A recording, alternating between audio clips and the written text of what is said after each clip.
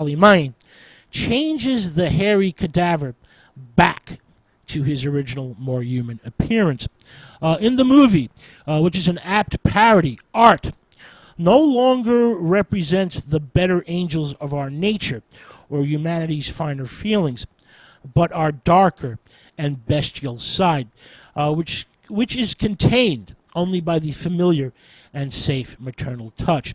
Now, in between vampire films, Germán Robles, the Mexican Christopher Lee, starred in a 12-part serial directed by Federico Curial.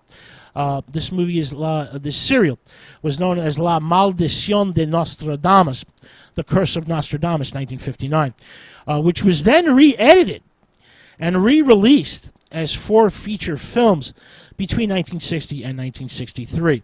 Now, the plot begins with an academic, Dr. Duran, played by Domingo Soler, renouncing the superstitious belief in vampires. Now, while he is deep in a mysterious forest, the vampire son of Nostradamus, Nostradamus Jr., played by Robles, visits the tomb of his father. The vampire challenges Dr. Duran's disbelief in the supernatural, but also wants to rehabilitate the reputation of his illustrious father, the great 16th century occultist Nostradamus. Now, the subsequent episodes chronicle the various misdeeds of Nostradamus Jr., Robles, who notifies the academic, Domingo Soler, by letter in advance of every crime, knowing full well that the professor won't call the police, because that would in effect give credence or belief to the power of the supernatural. Now, Nostradamus Jr., Robles, then causes one of Soler's colleagues to be buried alive and mockingly invites the academic to shoot him, changing into a bat while hypnotically forcing another teacher to commit murder. The vampire, Robles, finally abducts Soler's daughter, played by Aurora Alvarado.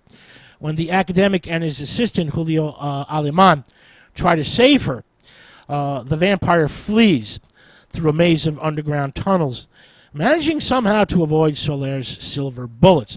Now, in the second film, Nostradamus y el Destructor de Monstruos, Nostradamus and the Destructor of Monsters, the vampire, Robles, makes use of a criminal he has subjected to his will, while the academic Soler defends himself by means of an apparatus which emits, sound waves that are harmful to bats.